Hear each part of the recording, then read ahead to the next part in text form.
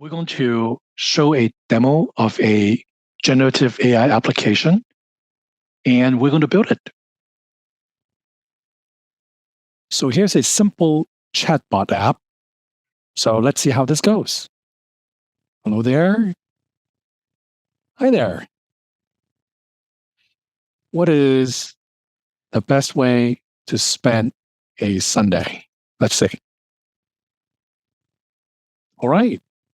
The best way to spend a Sunday can vary depending on personal preferences, etc., etc. Ultimately, the best way to spend a Sunday is whatever brings you joy. Sounds great, really great. That's great. Can you give me some suggestions on how to recharge?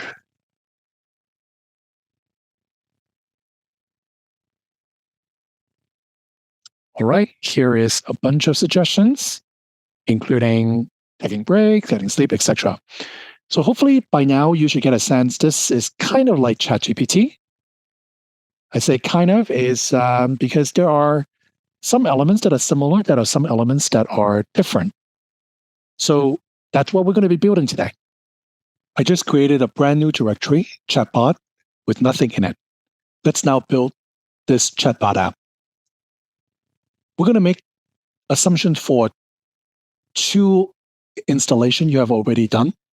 One, you have installed Anaconda in your environment.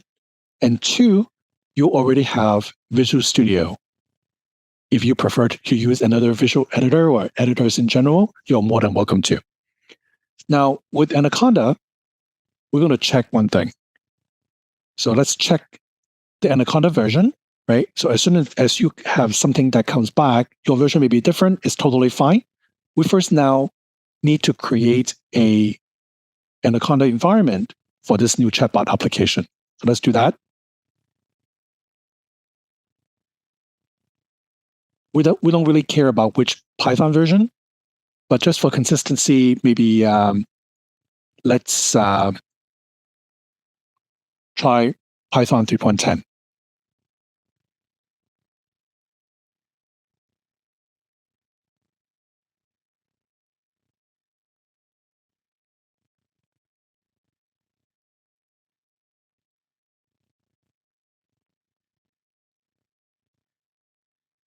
So as soon as you have the chatbot environment activated, we're now ready to go.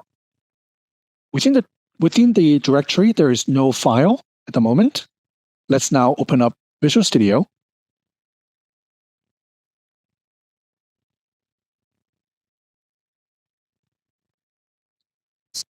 We are first going to create a requirements file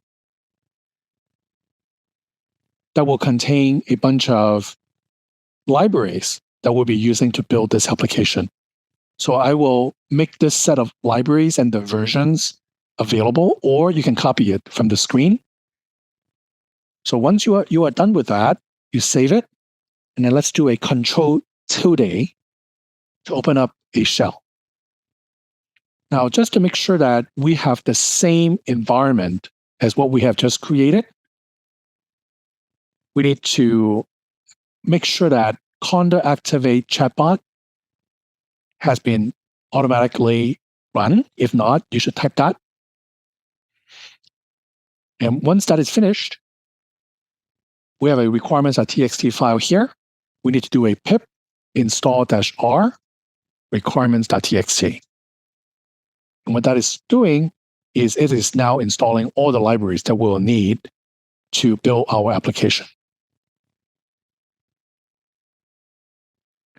Now that the environment has been properly set up and the necessary libraries installed, the next step we need to do is to go to OpenAI.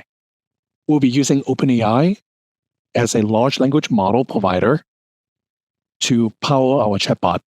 To do that, let's go to this URL, platform.openai.com. Once you're here, if you don't have an account, you want to sign up. And once you have signed up, logged in, and under your name, you should click on an API key and get an Open API key. Once you are done with that, we need to come back to our projects. We need to create a file. The file is called .env. Dot is basically means it's a system file, and we need to create a environment variable. Let's call this environment variable OpenAI API underscore key. And I happen to have created one not so long ago.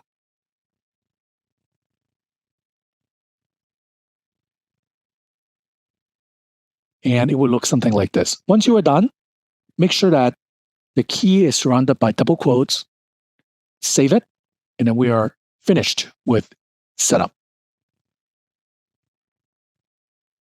So we'll be creating a few projects to explore this entire area of generative AI.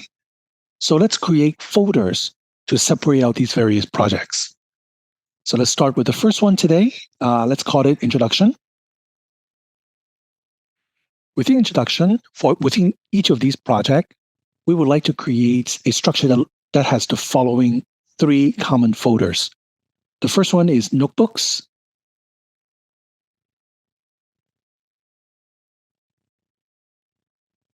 The second one is SRC.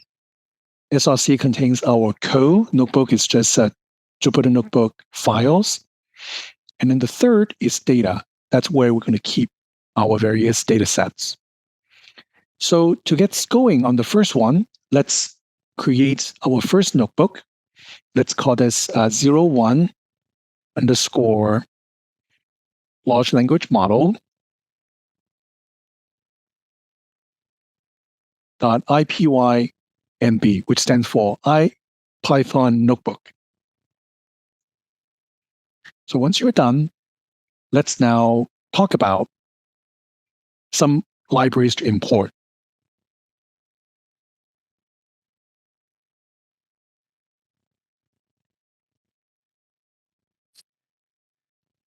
So we want to import the OpenAI library that we have installed locally to the library into our environment. So let's remove this bottom to have more space.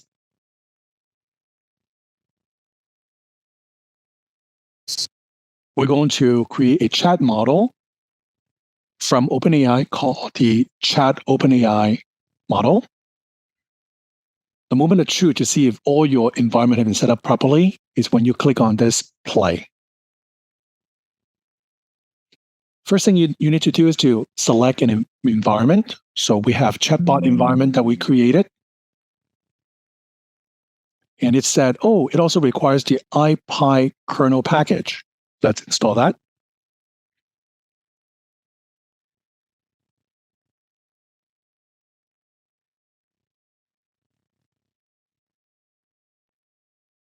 Next, let's now create our large language models.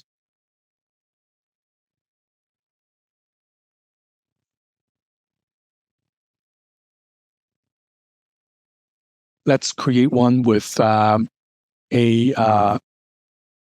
chat model that is a chat OpenAI model that we have imported earlier. For most of these models, there is an important parameter to set called a temperature. So for us today, let's try an intermediate value of 0.5. 0 means very accurate. 1 means very creative. Let's stay in the middle. To try it out, let's try calling the chat model and ask it to predict. If I ask the question, how are you? What would it say?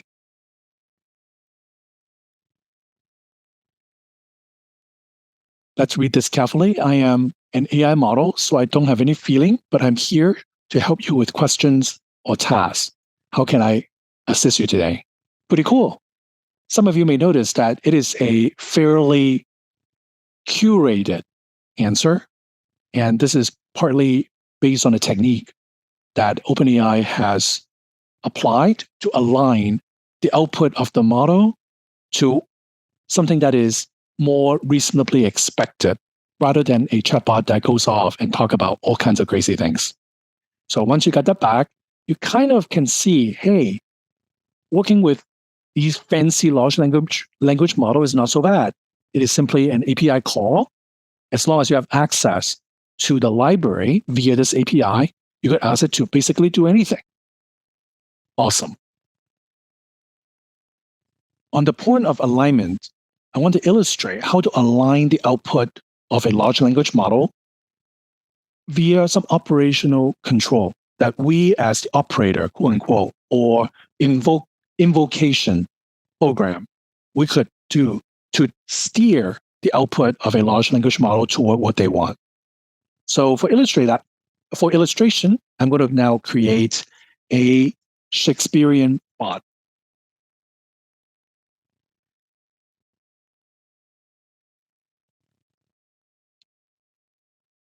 And let's change the cell type back to a execution cell type. And let's now import a few libraries, additional libraries.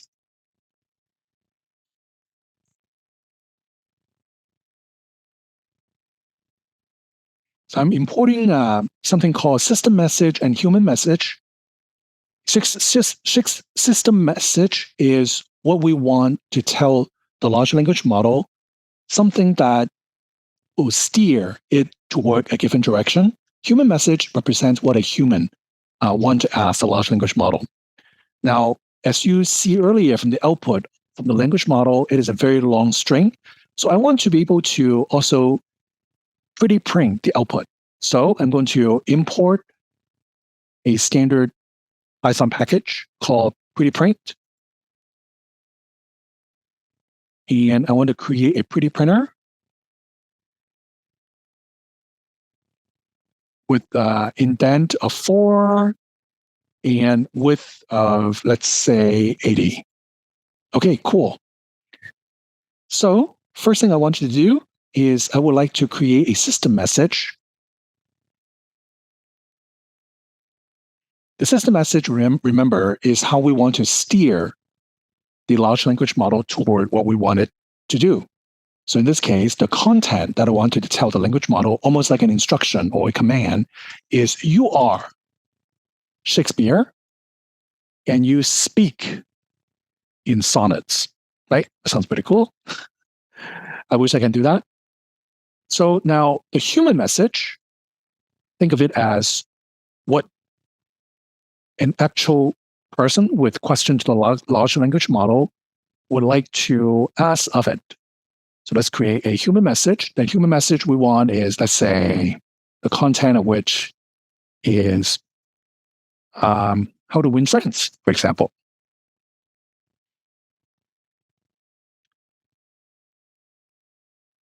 And then the response from the chat model, I want to pass chat model in, and then I want to pass in both of these two messages. So I have a system message and a human message. And then when I'm done, let's see. Once this comes back, I would like to pretty print the response.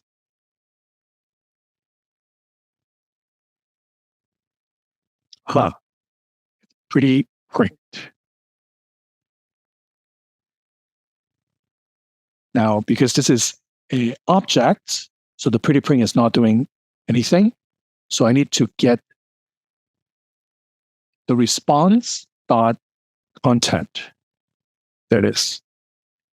So let's see how to win friends from a chat GPT.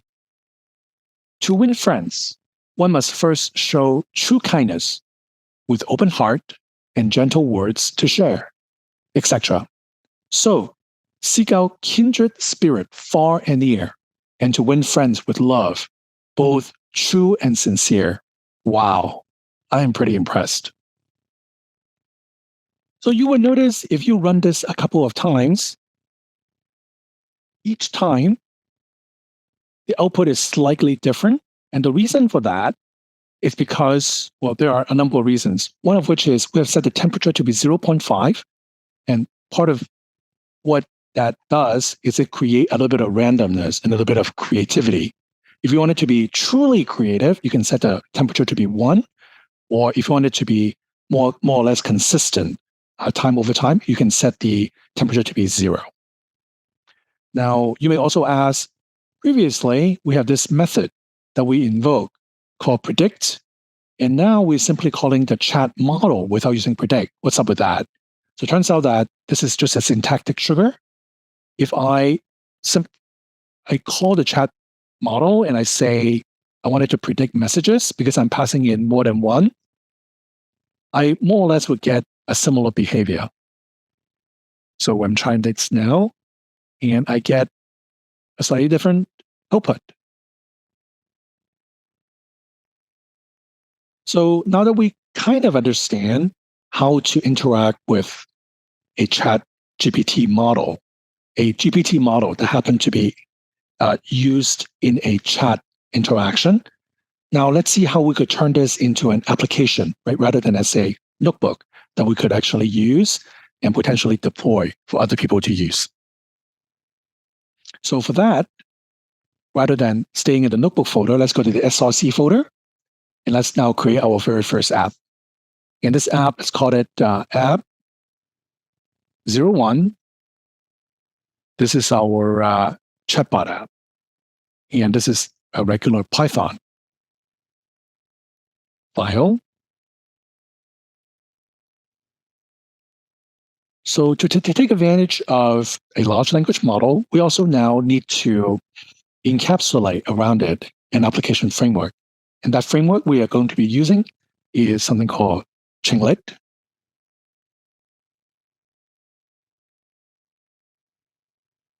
And let's import the rest of the packages that we need for this application.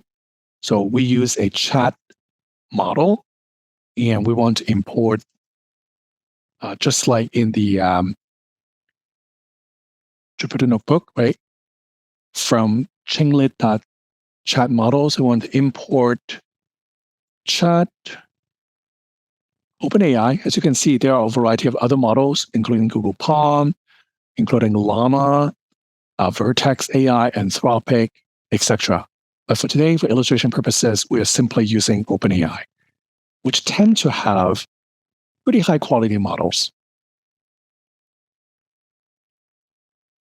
And then just like in the Jupyter Notebook, we are going to import the variety of ways that we could encode messages to the language model. So we have both human message as well as system message.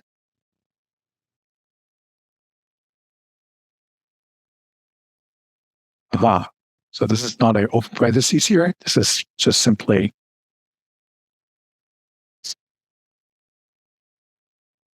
a typo. Okay, so next, just like in the other notebook, we're going to import our environment variable via this python.env library. And we're going to do the low and then the fine.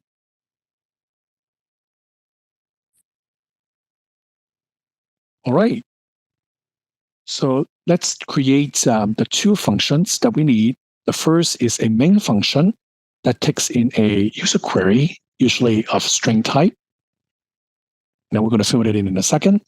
The other method that we need is a start method for when a chatbot is opened.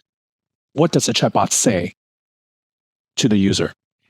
So in order to use this Chainlit library, each of these methods need to be an asynchronous method so that it does not wait while doing a network call.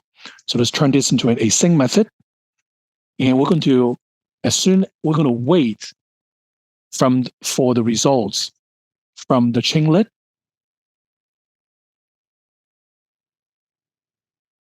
And the default, as soon as the user come in, we want to call it, hello there, how are you? Or whatever you want. And once this message has been sent and the results sent back, we want to send it now back to the local browser of the user. Now, for this method to work, we need to decorate this method and to tell it that this is as soon as the chat start, we want to run this method. Similarly, for subsequent messages, I want to decorate for any message that the user sent to us. We would like to call this particular method. Okay, let's see how this works. To try out this skeleton program, let's do Control tilde. Within our project, we go into the 01 introduction section, and then we go into our SRC folder where we have been holding this chatbot.py. So to make this program start working, we need to have a runtime. In this case, the runtime we are using is the Chainlit runtime. We would like to run this particular application, and I would like it to reload. So -w means to reload whenever there are changes in this file. Once your application is up and running, now you can use your local browser to point to localhost :80. And voila, here we are. Hello there, how are you? I am doing well. And you? Now you notice nothing happens after that.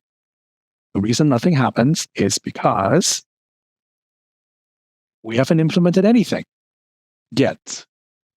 Let's now implement the main method here, which is the method that we're going to be using the large language model to interact with with whoever is using this application. All right. So the first thing we need to do is to create a set of messages. And the messages include both the human message that has been passed in as query, as well as a system message that defines how we want align the output to what we want. So in terms of the human message, the content is simply the passed in query from the user. So Chainlit essentially would turn whatever the user passed in the web application and pass that in as this query parameter, which is a string. Now, in terms of what we want to align the output to be, so we could say this is our system message.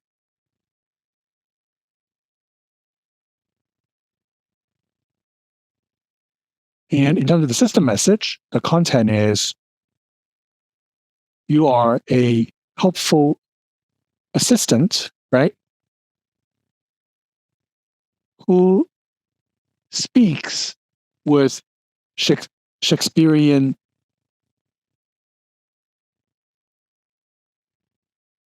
style. You reply in sonnets, something like that. Did I put in a comma at the end there? Let's double check here. Let's put a maybe back tap there, and we did a comma so that this messages we now can tell is in a list. Next, let's put in the creation of the chat model. The chat model is just as we have described earlier in the Jupyter Notebook, is simply a OpenAI chat model. In the model, we're going to set the temperature to be 0.5 just as previously. And then at this point, if you like, we can be very specific about which model we're going to use. The default as of October 2023 is GPT 3.5 Turbo. Later on, depending on when this video is watched, could be a different default model. Okay. Once we have the chat model instantiated, now we could try to get the response from this chat model by asking it to predict based on a set of messages that we passed in. So, which is just like that, messages equal to messages. Now, it is possible that because this is a query into a large language model over the wire, there could be errors on this. So any good developer should try to put a catching clause, try and catch clause around this.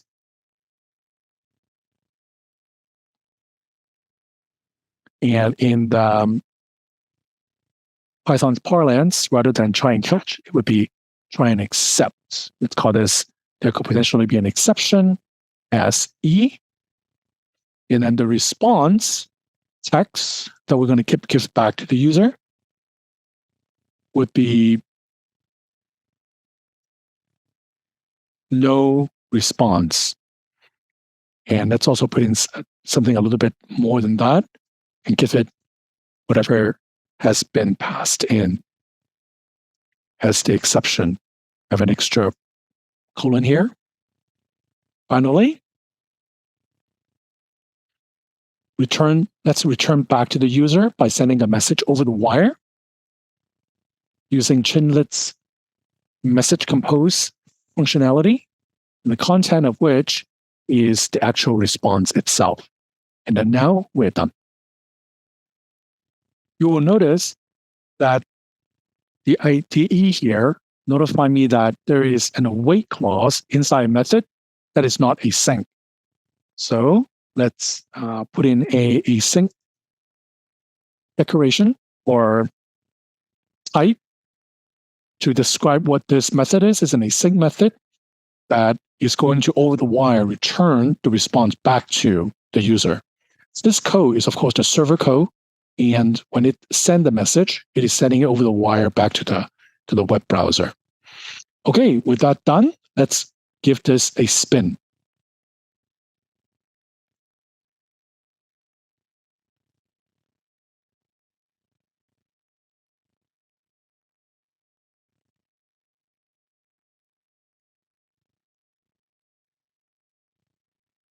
So because we have used the Chainlit-W functionality, the entire chatbot has auto-loaded. So we could either refresh it again or simply interact with this chatbot. Hi there. I am doing well. Can you advise me on how to spend the weekend?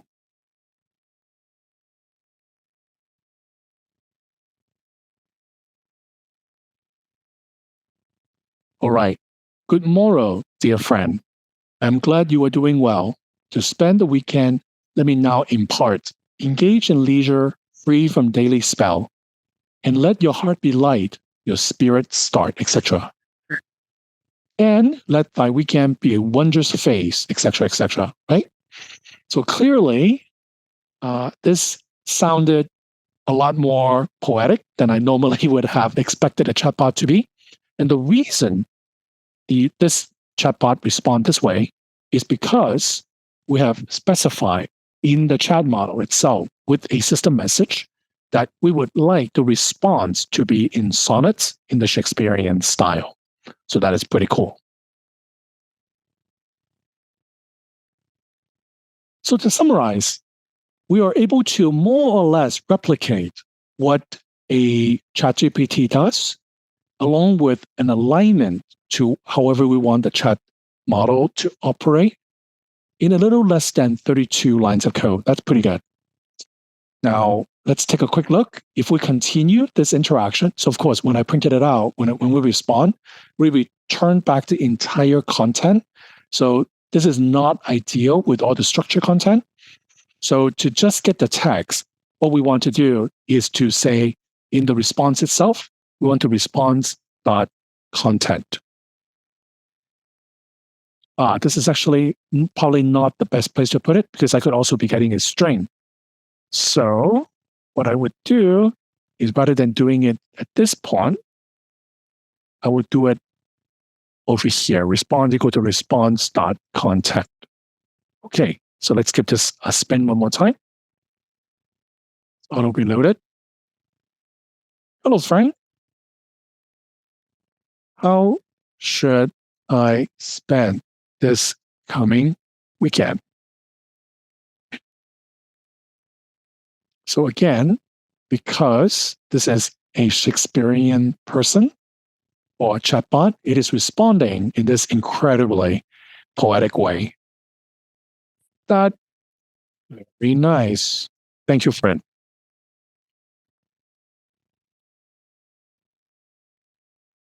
Thou art most welcome, dear friend of mine, in this realm of words, etc. This is pretty incredible. So hopefully now you can get a sense that this chatbot that we have created is really take on a personality of Shakespeare. And all of this is made possible with simply a few lines of code and a little bit of magic libraries and APIs that have been provided by this latest genre of generative AI tools and technologies.